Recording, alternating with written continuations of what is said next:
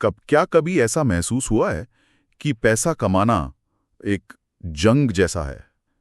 मतलब हर दिन सैलरी, खर्चे, निवेश, ये सब लगता है जैसे कोई लड़ाई चल रही हो और हमारा दिमाग वही हमारा सिपाही है इसमें। हाँ, ये एहसास बहुत आम है, बिल्कुल।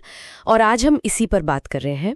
एक लेख है जिसका शीर्षक है पैसा एक युद्ध, दिमाग सिपाही।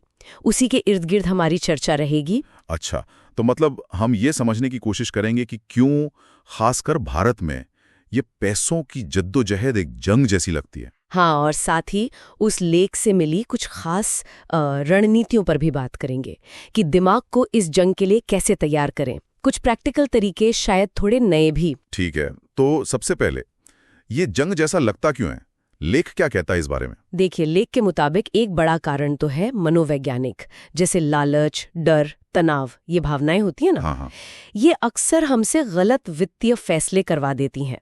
मतलब एकदम से किसी शेयर में पैसा डाल दिया बिना सोचे, या बाजार गिरा तो घबराकर सब बेच दिया। ये तो होता है। और लेख में शायद वो सांस्कृतिक दबाव वाली बात भी होगी, परिवार की उम्मीदें, समाज का दिखावा। बिल्कुल, लेख उस पे भी जोर देता है। ये सब चीजें दिमाग पर एक तरह का अदृश्य बोझ डालती हैं ना। हाँ, सही बात है। और साथ ही वित्तीय अनिश्चितता, नौकरी जाने का डर रहता है, बाजार ऊपर नीचे होता रहता है, फिर अचानक कोई बड़ा खर्चा आ गया। हाँ। तो लेख कहता है कि ये सब दिमाग को हमेशा एक हाई अलर्ट मोड में रखता है और वो थक जाता है। और आजकल ये जानकारी का जो सैलाब है, stocks, mutual fund, crypto, real estate, इतने सारे विकल्प, दिमाग कंफ्यूज हो जाता होगा। हाँ बिल्कुल, लेख के हिसाब से ये जो स्पष्टता की कमी है ना, ये भी एक मानसिक बोझ ही है। समझ नहीं आता कि करें क्या। सही है। और एक जो केंद्रीय बात लेख उठाता है वो है मानसिक अनुशासन की कमी। मतलब अगर दिमाग को ट्रेन न किया जाए तो वो छोटी अवधि के फायदे नुकसान में ही फंसा रह जाता है, और जो लंबे लक्ष्य हैं वो पीछे छूट जाते हैं। जैसे कोई बिना ट्रेनिंग का सिपाही हो। समझ गया। तो ये तो हो गई प्रॉब्लम जैसा लेख बताता है।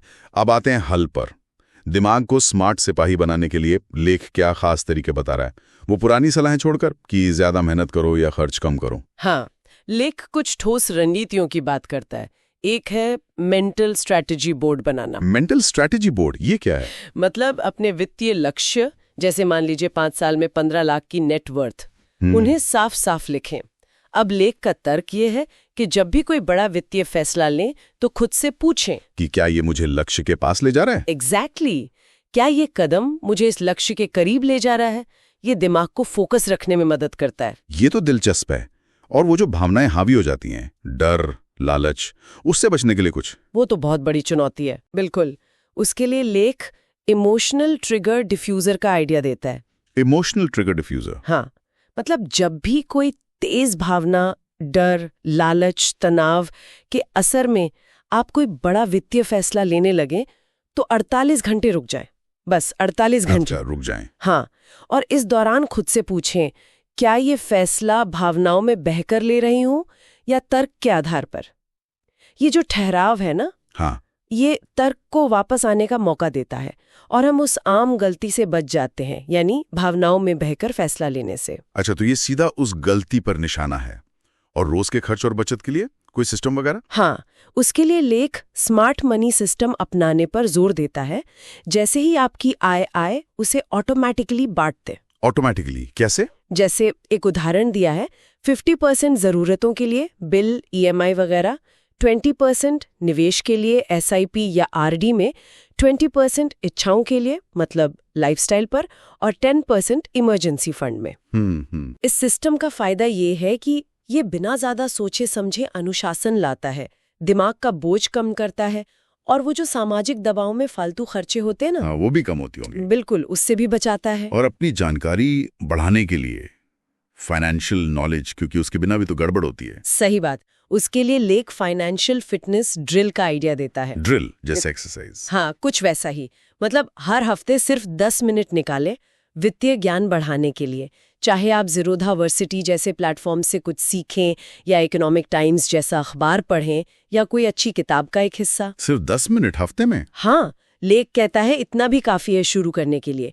इससे दिमाग तेज होता है और वो जो बेसिक चीजें हैं ना, समझने वाली गलती, जैसे रिस्क क्या है, रिटर्न क्या है, उससे बचाव होता है। और शायद ये भी एक गलती है कि हम दिमागी थकान को नजरअंदाज कर देते हैं। बिल्कुल, इसीलिए लेख मेंटल रिकवरी जोन बनाने की सलाह देता है। Mental recovery zone? हाँ, मतलब अपने मानसिक स्वास्थ्य के लिए नियमित रूप से समय निकालना, चाहे वो ध्यान करना हो, कोई हॉबी हो या बस परिवार के साथ वक्त बिताना।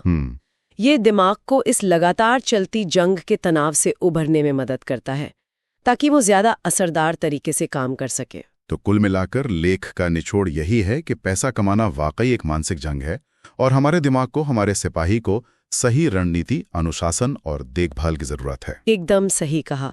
और मुख्य सीख यही निकलती है कि मेंटल स्ट्रैटेजी बोर्ड या स्मार्ट मनी सिस्टम जैसे जो व्यावहारिक तरीके हैं, उनको अपनाने से इस जंग को बेहतर तरीके से लड़ा जा सकता है। तो अगली बार जब पैसे से जुड़ा कोई फैसला लेना हो तो शायद एक पल रुककर यह सोचना काम का हो सकता है, क्या ये जंग स्मार्ट तरीके से लड़ी जा रही है? बिल्कुल, और आज ही कोई छोटा कदम उठा सकते हैं, है ना? क्या पता वो फाइनेंशियल फिटनेस ड्रिल के लिए 10 मिनट निकालना हो, या फिर अपने लिए एक मेंटल रिकवरी जोन तय करना हो। सही है।